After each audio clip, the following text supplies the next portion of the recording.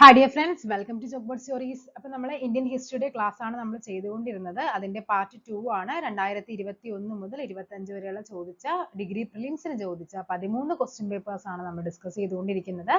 അതിൽ നമ്മൾ Kerala history already completed ആണ്. അതേപോലെ ആർട്സ് ആൻഡ് കൾച്ചർ 10 മാർക്കാണ് ആർട്സ് ആൻഡ് കൾച്ചറിൽ എന്ന് പറയുന്നത്, അതും കംപ്ലീറ്റ് ആണ്. പിന്നെ MEM നിങ്ങൾ ഏറ്റവും കൂടുതൽ നിങ്ങൾ വർക്ക്ഔട്ട് ചെയ്യേണ്ടത് MEM ആണ്, അതായത് മാത്സ്, ഇംഗ്ലീഷ്, മലയാളം, അതായത് 50 മാർക്കാണ് അതിൽ നിന്ന് വരുന്നത്. ഇത്രയും ഇത് കുറച്ചധികം ക്വസ്റ്റ്യൻ പേപ്പേഴ്സ് നമ്മുടെ ഡെയിലി ബൂസ്റ്റർ എന്ന് പറഞ്ഞൊരു പ്ലേലിസ്റ്റ് അവൈലബിൾ ആണ്. അതിൽ കയറി കഴിഞ്ഞു കഴിഞ്ഞാൽ നിങ്ങൾക്ക് ഏകദേശം ഒരു 74ഓളം ക്വസ്റ്റ്യൻ പേപ്പറും വിത്ത് റിലേറ്റഡ് ഫാക്ട്സും അവൈലബിൾ ആയിരിക്കും. ഒരു കുറച്ച് ദിവസം കൊണ്ട് ഒരു 10-40 ക്വസ്റ്റ്യൻ പേപ്പറെങ്കിലും നിങ്ങൾക്ക് വർക്ക്ഔട്ട് ചെയ്യാൻ പറ്റുമെങ്കിൽ അത് വളരെയധികം യൂസ്ഫുൾ ആയിരിക്കും നിങ്ങളുടെ എക്സാമിന് വരുമ്പോൾ. ഓക്കെ, അപ്പൊ നമുക്ക് എന്ത് ചെയ്യാം, ക്ലാസ്സിലോട്ട് പോകാം. അതേപോലെ തന്നെ ക്ലാസ് ആദ്യമായിട്ട് കാണുന്നവരാണെങ്കിൽ ചാനൽ ഒന്ന് സബ്സ്ക്രൈബ് ചെയ്യുക. പലരും ക്ലാസ് ഒത്തിരി പേര് കണ്ട് അഭിപ്രായം പറയുന്നുണ്ട്. ജസ്റ്റ് ഒരു കമന്റും കൂടി രേഖപ്പെടുത്തി കഴിഞ്ഞാൽ എനിക്കിത് കൂടുതൽ പേരിലേക്ക് എന്ത് ചെയ്യാൻ പറ്റും, ഈ വീഡിയോ നമ്മുടെ ക്ലാസ്സുകൾ നമുക്ക് എത്തിക്കാനായിട്ട് പറ്റും. ഓക്കെ, അപ്പൊ നമുക്ക് എന്ത് ചെയ്യാം, ക്വസ്റ്റ്യനിലേക്ക് പോകാം. ക്വസ്റ്റ്യൻ നോക്കാം. ഇന്റർനാഷണൽ കോൺഗ്രസിന്റെ താഴെ പറയുന്ന പ്രസിഡന്റുമാരെ അവരുടെ പ്രസിഡന്റ്ഷിപ്പിന്റെ വർഷങ്ങളുമായി പൊരുത്തപ്പെടുത്താൻ. അപ്പൊ INC ബന്ധപ്പെട്ടുള്ള ക്വസ്റ്റ്യൻ ആണ് വന്നിരിക്കുന്നത് അല്ലെ. ഹക്കീം അജ്മൽ ഖാൻ, അബുൽ കലാം ആസാദ്, മഹാത്മാഗാന്ധി, വല്ലഭായ് പട്ടേൽ. ഇവിടെ നിങ്ങൾ ഏതൊരു PSC പഠിക്കുന്ന ഏതൊരാളും ബേസിക് ആയിട്ട് പഠിച്ചു വെക്കുന്ന ഒരു കാര്യമാണ് 1924 ബൽഗാം സമ്മേളനം, മഹാത്മാഗാന്ധി അധ്യക്ഷനായ ഏക സമ്മേളനം എന്നൊക്കെ പറഞ്ഞ് നമ്മൾ പഠിക്കുന്നതാണ്. സോ C ഒന്നാണെന്ന് നമുക്ക് കിട്ടിക്കഴിഞ്ഞാൽ തന്നെ നമുക്ക് എന്ത് ചെയ്യാം, ഈ രണ്ട് ഓപ്ഷൻസ് നമുക്ക് ക്യാൻസൽ ചെയ്യാം. ഇനിയിപ്പോ ഇവിടെ എന്താ, നമുക്ക് 50-50 ചാൻസ് ആയി അല്ലെ. ഒന്നുകിൽ C അല്ലെങ്കിൽ D, ഇതിൽ ഏതെങ്കിലും ഒന്നായിരിക്കും ആൻസർ ആയിട്ട് വരേണ്ടത്. ഇനി നമ്മൾ പഠിക്കുന്നതാണ് വല്ലഭായ് പട്ടേൽ. വല്ലഭായ് പട്ടേലിന്റെ കറാച്ചി സമ്മേളനത്തിലാണ് മൗലിക അവകാശങ്ങളുടെ പ്രമേയം പാസ്സാക്കിയത് എന്നൊക്കെ നമ്മൾ പഠിക്കുന്നുണ്ട്. ഓക്കെ, അപ്പൊ ഏതാണ് D എന്ന് പറയുന്നത്? 3 ആണ്. സോ ആൻസർ ഏതാണ് വരേണ്ടത്? ഓപ്ഷൻ D ആണ് ആൻസർ ആയിട്ട് വരേണ്ടത്. ഹക്കീം അജ്മൽ ഖാൻ 1921 അഹമ്മദാബാദ് സെക്ഷനിലാണ് അദ്ദേഹം. INC സെക്ഷനിൽ എന്താണ് സംഭവിച്ചത്? CR ദാസ് ആയിരുന്നു അധ്യക്ഷൻ. അദ്ദേഹത്തിന് പകരമായിട്ട് വന്ന ആക്ടിംഗ് പ്രസിഡന്റ് ആയിരുന്നു ആര്? ഹക്കീം അജ്മൽ ഖാൻ. ആ സമയത്തെ 1921 ആണ്, 1921. ഇനി അബുൽ കലാം ആസാദ് ഏതാണ്? INC പ്രസിഡന്റ് ആവുന്ന ഏറ്റവും പ്രായം കുറഞ്ഞ വ്യക്തിയാണ് ആര്? അബുൽ കലാം ആസാദ് എന്ന് പറയുന്നത്. ഏത് സെക്ഷനാണ്? 1923 1923 ഡൽഹി സെക്ഷനിലാണ് ആര്? അബുൽ കലാം ആസാദ് INCയുടെ പ്രസിഡന്റായി മാറുന്നത്. അങ്ങനെ INC പ്രസിഡന്റ് ആവുന്ന ഏറ്റവും പ്രായം കുറഞ്ഞ വ്യക്തിയായിട്ട് നമ്മുടെ അബുൽ കലാം ആസാദ് മാറുവാണ്. ഓക്കെ, നെക്സ്റ്റ് നോക്കാം. ഇന്ത്യൻ പത്രങ്ങളും അതിന്റെ സ്ഥാപകരും താഴെ കൊടുക്കുന്നു. അതിൽ നിന്ന് തെറ്റായ ജോഡി. Bengal Gazette James Augustus Hicky. ശരിയാണ്, അദ്ദേഹത്തിന്റെ ബംഗാൾ ഗസറ്റ് ഇന്ത്യയിലെ ആദ്യ പത്രമാണ്. ബംഗാൾ ഗസറ്റ് ജെയിംസ് അഗസ്റ്റസ് ഹിക്കിയുടേതാണ്. സംവാദ കൗമുദി രാജാ റാം മോഹൻ റോയ് ആണ്. ശരിയാണ്. ഹിന്ദു പാട്രിയോട്ട് മധുസൂദൻ റേ ആണ്. മിറാത്തുൽ അക്ബർ ആരുടേതാണ്? ഫിറോസ് ഷാ മേത്തയല്ല, അതും ആരാണ്? രാജാ റാം മോഹൻ റോയ് ആണ് മിറാത്തുൽ അക്ബർ വരുന്നത്. ഓക്കെ ആണല്ലോ. അപ്പൊ ഇനി നമുക്ക് ഈ പറയുന്ന പത്രപ്രവർത്തനവുമായിട്ട് ബന്ധപ്പെട്ട കുറച്ച് ക്വസ്റ്റ്യൻസ് നമുക്കൊന്ന് നോക്കി നോക്കാം. ഇന്ത്യൻ പത്രത്തിന്റെ പിതാവ് എന്നറിയപ്പെടുന്നത് ജെയിംസ് അഗസ്റ്റസ് ഹിക്കിയാണ്. അതായത് ബംഗാൾ ഗസറ്റ് എന്താണ്? ഇന്ത്യയുടെ ആദ്യ പത്രം എന്നറിയപ്പെടുന്നത് ബംഗാൾ ഗസറ്റ് ആണ്. അതിന്റെ സ്ഥാപകനാണ് ജെയിംസ് അഗസ്റ്റസ് ഹിക്കി. രൂപം കൊണ്ട വർഷം ചോദിച്ചാൽ അതേതാണ്? 1780 ജനുവരി 29 ആണ്. പഠിച്ചു വെച്ചു. അതുകൊണ്ടാണ് ജനുവരി 29 എന്തായിട്ട് ആചരിക്കുന്നത്? ദേശീയ പത്രദിനമായിട്ട് ജനുവരി 29 നമ്മൾ ആചരിക്കുന്നത്. അപ്പൊ ബംഗാൾ ഗസറ്റ് ആദ്യ പത്രം 1780 ജനുവരി 29 ആണ്. ജെയിംസ് അഗസ്റ്റസ് ഹിക്കിയാണ് സ്ഥാപകൻ. ഓക്കെ, ഇനി നമുക്ക് നോക്കാം. മറാത്ത ഏതാണ്? ഇംഗ്ലീഷ് ഭാഷയിലെ മറാത്ത. അത് ആരുടേതാണ് പത്രം? ബാലഗംഗാധര തിലകന്റേതാണ്. കേസരി, മറാത്ത, ബാലഗംഗാധര തിലകൻ. Kesari in Marathi, Maratha in English. അങ്ങനെ തന്നെയാണ് പഠിക്കുന്നത് നമ്മൾ. കേസരി ഇൻ മറാഠി. അപ്പൊ ചിലപ്പോൾ ചോദിക്കാം ബാലഗംഗാധര തിലകൻ മറാഠി ഭാഷയിൽ രചിച്ച പത്രം ഏതെന്ന് ചോദിച്ചാൽ നിങ്ങൾക്ക് അറിഞ്ഞിരിക്കണം, അത് കേസരിയാണ്. മറാത്ത ഇൻ ഇംഗ്ലീഷ് ബാലഗംഗാധര തിലകൻ. കേസരി ഇൻ മറാഠി തിലകനാണ്. വോയിസ് ഓഫ് ഇന്ത്യ ആരുടേതാണ്? ദാദാഭായ് നവറോജിയുടേതാണ്. ന്യൂ ഇന്ത്യ കോമൺവെൽത്ത് ലാനി ബസന്റിന്റേതാണ്. മിറാത്തുൽ അക്ബർ എന്നാണ്? പേർഷ്യൻ ആണ്. പേർഷ്യൻ. മിറാത്തുൽ അക്ബർ ആരുടേതാണ്? രാജാ റാം മോഹൻ റോയ്. ബഹിഷ്കൃത് ഭാരത് ആരുടേതാണ്? BR അംബേദ്കർ. ബംഗാളി പത്രം ആരുടേതാണ്? സുരേന്ദ്രനാഥ ബാനർജി. ഫോർവേഡ് എന്ന് പറയുന്ന പത്രം ആരുടേതാണ്? CR ദാസ്. ബംഗദർശൻ ആരുടേതാണ്? ബങ്കിം ചന്ദ്ര ചാറ്റർജിയാണ്. ഹിന്ദു പാട്രിയോട്ട് മധുസൂദൻ റേ. ഇതല്ലേ കഴിഞ്ഞ പരീക്ഷയ്ക്ക് നമുക്ക് ഇപ്പൊ ക്വസ്റ്റ്യൻ പേപ്പറിൽ വന്നത്? ഹിന്ദു പാട്രിയോട്ടും ഈ പറയുന്ന മിറാത്തുൽ അക്ബറും ഉണ്ടായിരുന്നു.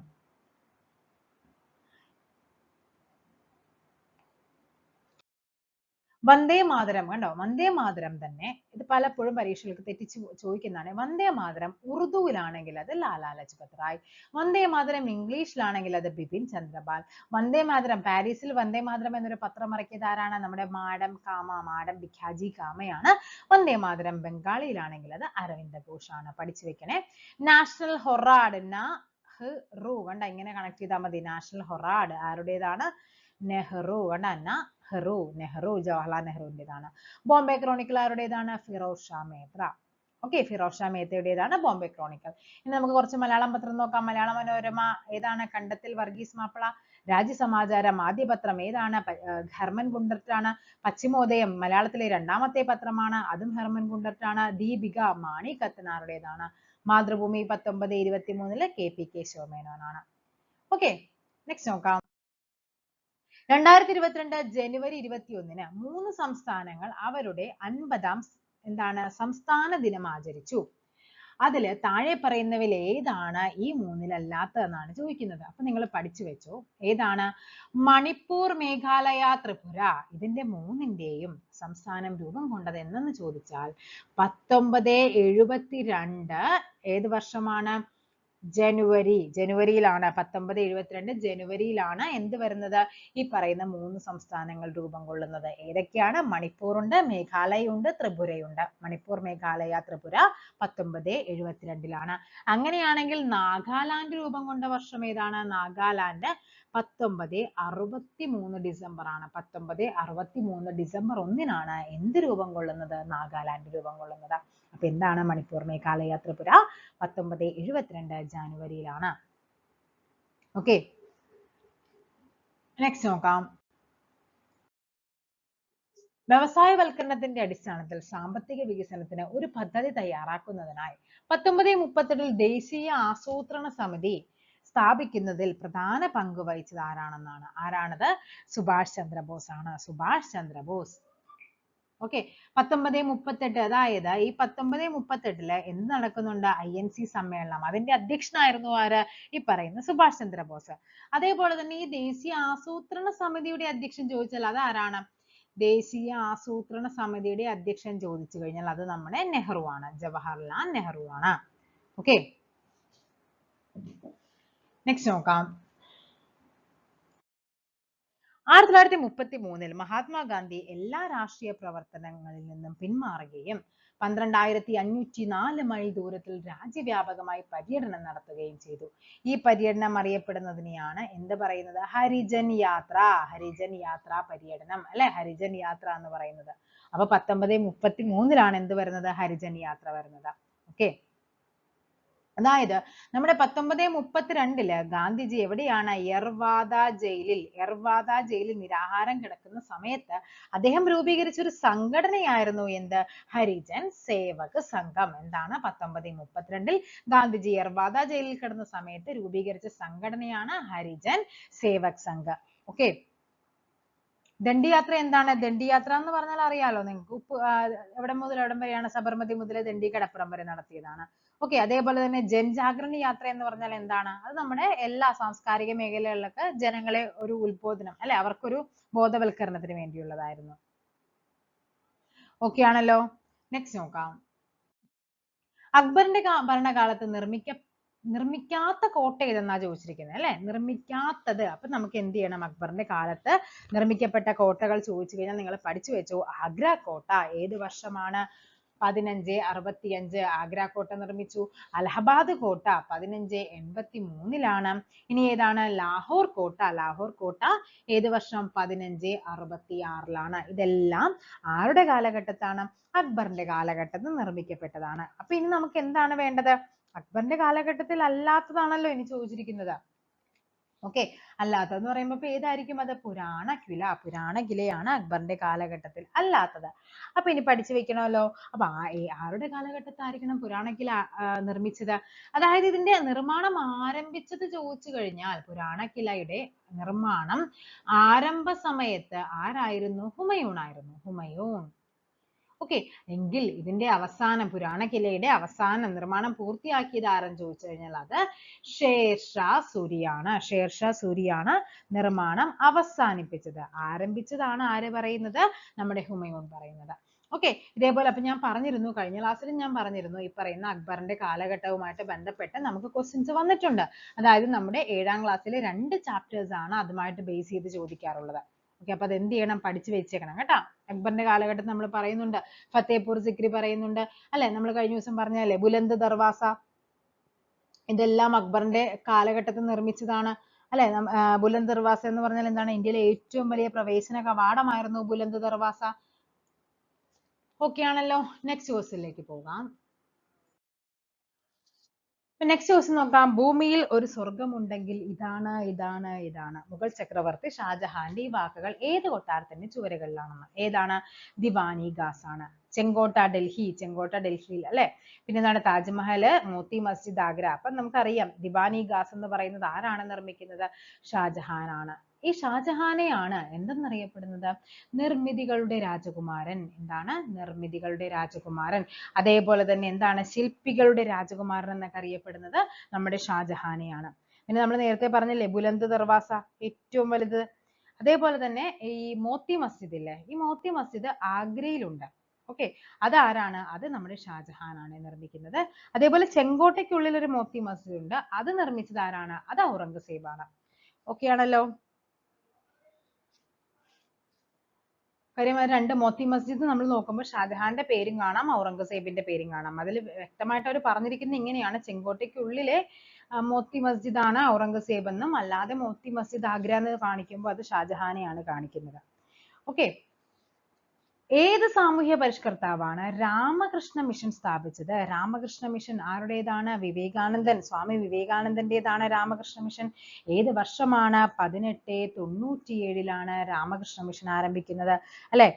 അതിന്റെ ആസ്ഥാനം ചോദിച്ചു കഴിഞ്ഞാൽ എവിടെയാണ്? രാമകൃഷ്ണ മിഷന്റെ ആസ്ഥാനമാണ് ബേലൂർ. ഓക്കെ ആണല്ലോ. നെക്സ്റ്റ് നോക്കാം. ഇന്ത്യയിലെ ബ്രിട്ടീഷ് സാമ്പത്തിക ചൂഷണത്തിനെതിരെ ഡ്രെയിൻ സിദ്ധാന്തം അവതരിപ്പിച്ച ദേശീയവാദി ആരാണ്? ദാദാഭായ് നവറോജിയാണ്. ചോർച്ച സിദ്ധാന്തം അല്ലെ.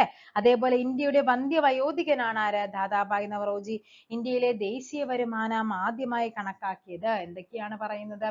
വന്ധ്യവയോധികനാണ്. ദേശീയ വരുമാനം ആദ്യമായി കണക്കാക്കിയതാണ് ആര്? ദാദാഭായ് നവറോജി.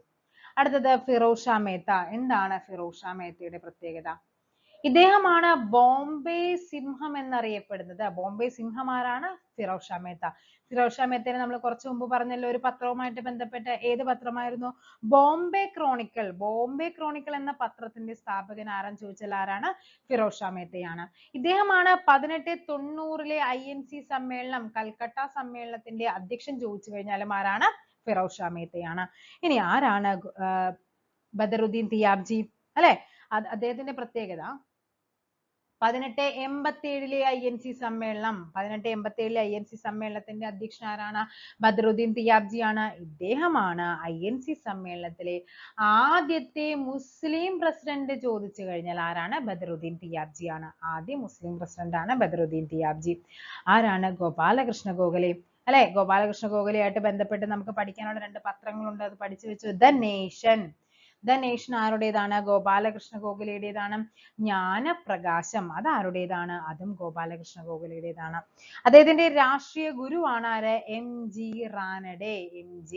റാനഡെയാണ് ഗോപാലകൃഷ്ണ ഗോഖലെയുടെ രാഷ്ട്രീയ ഗുരു എന്ന് പറയുന്നത്. ഓക്കെ, അതേപോലെ ഗോപാലകൃഷ്ണ ഗോഖലെക്ക് മറ്റൊരു പ്രത്യേകതയുണ്ടല്ലോ. ഇദ്ദേഹമാണ് നമ്മുടെ ഗാന്ധിജിയുടെ അല്ലെ, ഗാന്ധിജിയുടെ രാഷ്ട്രീയ ഗുരു ആയിരുന്നു ആര്? ഗാന്ധിജിയുടെ രാഷ്ട്രീയ ഗുരുവാണ് നമ്മുടെ ഈ പറയുന്ന ഗോപാലകൃഷ്ണ ഗോഖലെ. ഗാന്ധിജിയുടെ രാഷ്ട്രീയ ഗുരുവാണ്. ഓക്കെ, പിന്നെ അതേപോലെ ഇദ്ദേഹം അറിയപ്പെടുന്ന മറ്റൊരു പേരുണ്ടല്ലോ, അതെന്താണ്? മഹാരാഷ്ട്ര സോക്രട്ടീസ് എന്നറിയപ്പെടുന്നത് ആരാണ്? നമ്മുടെ ഗോപാലകൃഷ്ണ ഗോഖലെയാണ്. നെക്സ്റ്റ് നോക്കാം. 1953 സംസ്ഥാന പുനഃസംഘടനാ കമ്മീഷന്റെ ചെയർമാനായി പ്രവർത്തിച്ചത്. സംസ്ഥാന പുനഃസംഘടനാ കമ്മീഷൻ ആരാണ്? ഫസൽ അലിയാണ്. ഫസൽ അലി കമ്മീഷൻ നമ്മൾ അങ്ങനെ തന്നെയാണ് പഠിക്കുന്നത് അല്ലെ. അതിലുണ്ടായ മറ്റു രണ്ടുപേരുണ്ടല്ലോ, അതാരൊക്കെയാണ്? HN കുൻസ്രുവും ഉണ്ട്, അതേപോലെ തന്നെ KM പണിക്കർ അല്ലെ, മലയാളിയായ സർദാർ KM പണിക്കർ അംഗമായിരുന്നു അല്ലെ സംസ്ഥാന പുനഃസംഘടനാ കമ്മീഷനിൽ. നെക്സ്റ്റ് നോക്കാം. 99 കാർഗിൽ യുദ്ധം ഇന്ത്യക്കും പാകിസ്ഥാനും ഇടയിൽ ഡാഷ് എന്നറിയപ്പെടുന്നു. കാർഗിൽ യുദ്ധം അറിയപ്പെടുന്നതാണ് എന്ത്? ഓപ്പറേഷൻ വിജയ്. ഓപ്പറേഷൻ വിജയ് ആണ് കാർഗിൽ യുദ്ധം അല്ലെ, കാർഗിൽ യുദ്ധവുമായിട്ട് ബന്ധപ്പെട്ടത്. ഇനി എന്താണ് ഓപ്പറേഷൻ പരാക്രം? പരാക്രം എന്ന് പറയുന്നത് 2001 ഡിസംബറില് എന്താണ്? ഇന്ത്യയുടെ പാർലമെന്റിന് നേരെ ഉണ്ടായ ഭീകരാക്രമണം. അങ്ങനെ കണക്ട് ചെയ്താൽ മതി. പാർലമെന്റിന് നേരെ ഉണ്ടായ പരാക്രമണം, അതിനെയാണ് ഓപ്പറേഷൻ പരാക്രം എന്ന് ഉദ്ദേശിക്കുന്നത്. എന്താണ്? പാർലമെന്റിന് നേരെ ഉണ്ടായ ഒരു പരാക്രമണമായിരുന്നു, അതിനുമായിട്ട് ബന്ധപ്പെട്ടതാണ് ഓപ്പറേഷൻ പരാക്രം. ഓക്കെ ആണല്ലോ. ഇനി എന്താണ് ഓപ്പറേഷൻ ഡെസേർട്ട് ഫോക്സ് എന്ന് പറയുന്നത്? അത് ഇതേപോലെ തന്നെ ഗൾഫ് യുദ്ധവുമായിട്ട് ബന്ധപ്പെട്ടതാണ്. ഗൾഫ് യുദ്ധത്തെ തുടർന്ന് നമ്മുടെ ഐക്യരാഷ്ട്രസഭ ആണവ പരിശോധനകൾ ഇറാഖ് പാലിക്കാത്തതിനാൽ അമേരിക്കയും നമ്മുടെ UK-യും തമ്മിൽ നടത്തിയ ആ ഒരു ബന്ധവുമായിട്ടുള്ള 98 ഇറാഖ് ബോംബാക്രമണം. ഏതാണ്? 98 ഇറാഖ് ബോംബാക്രമണമാണ് എന്തെന്നറിയപ്പെടുന്നത്? ഓപ്പറേഷൻ ഡെസേർട്ട് ഫോക്സ് എന്നറിയപ്പെടുന്നത്. എന്താണ് operation blue star? Blue star നമ്മൾ കഴിഞ്ഞ ക്ലാസ്സിലും നമ്മൾ ഏത് പഠിച്ചപ്പോഴായിരുന്നു? കറണ്ട് അഫെയർ ആണോ? അല്ല, Kerala history arts and culture എന്തോ പഠിച്ചപ്പോൾ നമ്മൾ പറഞ്ഞതായിരുന്നു ഓപ്പറേഷൻ ബ്ലൂ സ്റ്റാർ. എന്തായിരുന്നു അല്ലെ? നമ്മുടെ പഞ്ചാബിലെ സുവർണ ക്ഷേത്രവുമായി ബന്ധപ്പെട്ടതാണ് എന്ത്? ഓപ്പറേഷൻ ബ്ലൂ സ്റ്റാർ എന്ന് പറയുന്നത്. ഓക്കെ, നെക്സ്റ്റ് നോക്കാം. ആത്മീയ സഭ എന്ന സംഘടനയുടെ സ്ഥാപകൻ ആരാണെന്നാണ് ചോദിച്ചിരിക്കുന്നത്. ആത്മീയ സഭ ആരുടേതാണ്? രാജാറാം മോഹൻ റോയുടേതാണ് ആത്മീയ സഭ. ഓക്കെ, അതേപോലെ തന്നെ ആത്മീയ സഭയുടെ വർഷം ഏതെന്ന് ചോദിച്ചാൽ എന്താണ്? 1815 എന്ത് ആത്മീയ സഭ രൂപീകരിക്കുന്നത്. അതിന്റെ ആസ്ഥാനം ചോദിച്ചു കഴിഞ്ഞാൽ അത് എവിടെയാണ്? അത് കൽക്കട്ടയായിരുന്നു, കൽക്കട്ട. ഓക്കെ, ഇനി അതേപോലെ തന്നെ നമുക്ക് കുറച്ച് സഭകൾ നോക്കിയാലോ. അതേപോലെ തന്നെ പേര് വരുന്ന ആത്മീയ സഭ കഴിഞ്ഞാൽ പിന്നെ ധർമ്മസഭ ആരുടേതാണ്? ധർമ്മസഭ. ധർമ്മസഭ എന്ന് പറയുന്നത് 1830 ആരാണ്? രാധാകാന്തദേവ്. ആരാണ്? രാധാകാന്തദേവ് ആണ് എന്ത്? ധർമ്മസഭയുടെ അധ്യക്ഷൻ എന്ന് പറയുന്നത്, സ്ഥാപകൻ എന്ന് പറയുന്നത്. പിന്നെ അതേപോലെ തന്നെ നമ്മൾ പഠിക്കുന്നതാണല്ലോ നവജവാൻ ഭാരത് സഭ. നവജവാൻ ഭാരത് സഭ ആരുടേതാണ്? 1926 ആര്? നമ്മുടെ ഭഗത് സിംഗിന്റേതാണ്, ഭഗത് സിംഗ്. ഓക്കെ, പിന്നെ ഹരിജൻ സേവക് സംഘ് നമ്മൾ പറഞ്ഞു. ആരുടേതാണ്? ഹരിജൻ സേവക് സംഘ് അല്ലെ, യർവാദ ജയിലിൽ കിടക്കുന്ന സമയത്ത് 1932 ആര് തുടങ്ങിയതാണ്? ഗാന്ധിജി തുടങ്ങിയതാണ്. അങ്ങനെയാണ് 1933 ഹരിജൻ ആദ്യമായിട്ട് ബന്ധപ്പെട്ട് പ്രചരണ യാത്ര അദ്ദേഹം നടത്തുന്നത്. പിന്നെ ഉള്ളത് ആര്യ സമാജം. ആരുടേതാണ് ആര്യ സമാജം? ആര്യ സമാജം ദയാനന്ദ സരസ്വതി, സ്വാമി ദയാനന്ദ സരസ്വതിയാണ് ആര്യ സമാജം വരുന്നത്. അങ്ങനെയാണെങ്കിൽ രാമകൃഷ്ണ മിഷൻ, ഇപ്പൊ ചോദിച്ചാണല്ലോ രാമകൃഷ്ണ മിഷൻ ആരുടേതാണ്? സ്വാമി വിവേകാനന്ദൻ. വിവേകാനന്ദൻ. ഇത് നമ്മുടെ ടെക്സ്റ്റ് ബുക്കിൽ ഈ ഒരു ബോക്സ് കിടപ്പുണ്ട് കേട്ടോ. നമ്മൾ ഏതോ ഒരു ടെക്സ്റ്റ് ബുക്കിൽ നമ്മൾ ക്ലാസ് എടുത്തിട്ടുണ്ടത്. അലിഗഡ് പ്രസ്ഥാനം. അലിഗഡ് പ്രസ്ഥാനം ആരുടേതാണ്? സർ സയ്യിദ് അഹമ്മദ് ഖാൻ. സർ സയ്യിദ് അഹമ്മദ് ഖാന്റേതാണ്. പ്രാർത്ഥനാ സമാജം എപ്പോഴും ചോദിക്കുന്നതാണ്. പ്രാർത്ഥനാ സമാജം ആരുടേതാണ്? ആത്മാറാം പാണ്ഡുരംഗ്. ആത്മാറാം പാണ്ഡുരംഗിന്റേതാണ് പ്രാർത്ഥനാ സമാജം.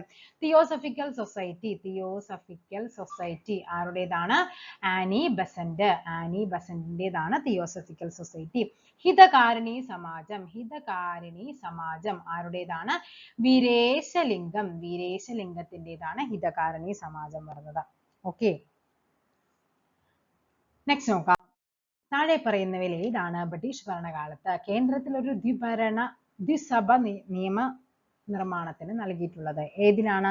അത് നമ്മുടെ ആക്ട് ഓഫ് 1919 ആണ്. 1919 ആണ് ആക്ട് ഓഫ് 1919. ഓക്കെ, ഇതിനെയാണ് ആക്ട് ഓഫ് 1919 എന്ന് പറയുന്നത്. ഏതാണ്? നമ്മുടെ മൊണ്ടേഗു. അങ്ങനെ പറയുമ്പോൾ നിങ്ങൾക്ക് അറിയാൻ പറ്റും അല്ലെ. മൊണ്ടേഗു ചെംസ്ഫോർഡ് ഭരണപരിഷ്കാരം. ചെംസ്ഫോർഡ് ഭരണപരിഷ്കാരം ഇതങ്ങനെ തന്നെ പരീക്ഷയ്ക്ക് ചോദിച്ചിട്ടുണ്ട്. അതായത് പ്രവിശ്യകളിൽ ഡയാർക്കി നൽകിയിരിക്കുന്നത് ദ്വിസഭ, അത് ചോദിച്ചതാണ് ട്ടോ പരീക്ഷയ്ക്ക്. ജയിലറിന്റെ പരീക്ഷയ്ക്ക് ഡിഗ്രി മെയിൻസിന് ചോദിച്ചതായിരുന്നു പ്രവിശ്യകളിൽ ഡയാർക്കി ആയിട്ട്. അതേപോലെ തന്നെ ദേശീയ തലത്തിൽ ദ്വിസഭകൾ അവതരിപ്പിച്ചു എന്നൊക്കെ പറഞ്ഞ് സ്റ്റേറ്റ്മെന്റ് ആയിരുന്നു വന്നത്. അപ്പൊ എന്നാണ് മൊണ്ടേഗു ചെംസ്ഫോർഡ് ഭരണപരിഷ്കാരം നിലവിൽ വന്നത് ചോദിച്ചു കഴിഞ്ഞാൽ ഏത് വർഷമാണ്? 1919 ആണ്. ഓക്കെ, ഇതാണ് ഇന്ത്യയിൽ ആദ്യമായിട്ട് ഒരു പബ്ലിക് സർവീസ് കമ്മീഷൻ നിയമിക്കാൻ കാരണമായതൊക്കെ ഏതായിരുന്നു? ഈ പറയുന്ന മൊണ്ടേഗു ചെംസ്ഫോർഡ് ആയിരുന്നു. 1920 INC സെക്ഷൻസ് നിസ്സഹരണ പ്രസ്ഥാനത്തിന് അംഗീകാരം നൽകി. എവിടെയായിരുന്നു? 1920 നാഗ്പൂർ സെഷനാണ്. നാഗ്പൂർ സെഷനാണ്. ഓക്കെ, അതായത് 2 സമ്മേളനങ്ങൾ നടക്കുന്നുണ്ട് ഈ പറയുന്ന 1920. ഒന്ന് കൽക്കത്തയിലായിരുന്നു, അത് നമ്മുടെ പ്രത്യേക സമ്മേളനമായിരുന്നു. അവിടെ ആ സമ്മേളനത്തിൽ വെച്ചിട്ടാണ് എന്ത് ചെയ്യുന്നത്? ഗാന്ധിജി നിസ്സഹരണ പ്രസ്ഥാനം എന്ത് ചെയ്യുന്നത്? അവതരിപ്പിക്കുന്നത്. അതിന്റെ അധ്യക്ഷൻ ചോദിച്ചു കഴിഞ്ഞാൽ അത് ലാലാ ലജ്പത് റായി ആയിരുന്നു. ഓക്കെ, ഏത്? ലാഹോർ സമ്മേളനത്തിന്റെ, സോറി ലാഹോർ അല്ലല്ല, കൽക്കത്ത സമ്മേളനം. അതായത് 1920 2 സമ്മേളനങ്ങൾ നടന്നു. അതിലൊന്നാണ് കൽക്കത്ത സമ്മേളനം. അതിന്റെ അധ്യക്ഷനായിരുന്നു ആര്? ലാലാ ലജ്പത് റായ്. ലാലാ ലജ്പത് റായ്. ഇവിടെയാണ് എന്ത് നടക്കുന്നത്? നിസ്സഹരണ പ്രമേയ പ്രസ്ഥാനത്തിന്റെ പ്രമേയം അവതരിപ്പിക്കുന്നത്. നിസ്സഹരണ പ്രമേയം അവതരിപ്പിക്കുന്നത്. ഓക്കെ, നെക്സ്റ്റ് ആണ് 1920 നാഗ്പൂർ സെഷൻ. നമ്മുടെ കോമൺ സെക്ഷൻ വരുന്നത്. നാഗ്പൂർ സെഷന്റെ അധ്യക്ഷൻ ചോദിച്ചു കഴിഞ്ഞാൽ ആരാണ്? അത് നമ്മുടെ വിജയ രാഘവാചാര്യ ആയിരുന്നു. വിജയ രാഘവാചാര്യ. ഇവിടെയാണ് ഈ പറയുന്ന നിസ്സഹരണത്തിന്റെ പ്രമേയം പാസ്സാക്കിയത്. ഓക്കെ, ഇവിടെ എന്താണ്? പ്രമേയം അവതരിപ്പിച്ചു. അതെന്ത് ചെയ്തു? 20 നോർമൽ സെക്ഷനിൽ അവിടെ എന്ത് ചെയ്യണത്? പാസ്സാക്കുവാണ്. ഓക്കെ, നെക്സ്റ്റ് നോക്കാം. നമീബിയൻ ചീറ്റകളെ അടുത്തിടെ താമസിപ്പിക്കുവാൻ കൊണ്ടുവന്ന ദേശീയോദ്യാനമാണ് ഇത്. കുനോ. ആ സമയത്ത് ഇത് ഭയങ്കര വൈറലായിരുന്നു അല്ലെ? ഏതാണ്? 2022 സെപ്റ്റംബർ 7-ന്, സെപ്റ്റംബർ 7 സെപ്റ്റംബർ 17-നാണ് 8 ചീറ്റകളെ നമീബിയയിൽ നിന്ന് നമ്മുടെ ഇങ്ങോട്ടേക്ക് കൊണ്ടുവരുന്നത്. ഉണ്ട്, അങ്ങനെ നമീബിയൻ ചീറ്റകളെ പുനഃസ്ഥാപിക്കാനായിട്ട് നമ്മുടെ ഇതിൽ എക്സ്റ്റെൻഡ് ആയി പോവുകയാണ് ചീറ്റകൾ. അപ്പൊ അതിനെ പുനഃസ്ഥാപിക്കാനായിട്ട് ഇന്ത്യയുമായിട്ട് കരാർ ഒപ്പുവെച്ച രാജ്യം ചോദിച്ചു കഴിഞ്ഞാൽ അത് ഏതാണ്? അത് ദക്ഷിണാഫ്രിക്കയാണ്. ദക്ഷിണാഫ്രിക്ക. ഓക്കെ ആണല്ലോ. അപ്പൊ ഇത്രയുമാണ് നമ്മുടെ അടുത്തൊരു സെക്ഷൻ. ഇനി ഒരു സെക്ഷൻ കൂടി കഴിഞ്ഞു കഴിഞ്ഞാൽ ഈ ക്ലാസ്, ഈ ഒരു ഇന്ത്യൻ ഹിസ്റ്ററി എന്ന് പറഞ്ഞ ടോപ്പിക്ക് കംപ്ലീറ്റ് ആകും. കാര്യം ഇന്ത്യൻ ഹിസ്റ്ററി ആയതുകൊണ്ട് തന്നെ 4 ക്വസ്റ്റ്യൻ 3 ക്വസ്റ്റ്യൻ ആ ഒരു റേഞ്ചിലേ വരുന്നുള്ളൂ ക്വസ്റ്റ്യൻ പേപ്പറിൽ. ഓക്കെ ആണല്ലോ. അപ്പൊ നമുക്ക് അടുത്ത ക്ലാസ്സിൽ വീണ്ടും കാണാം. Thank you.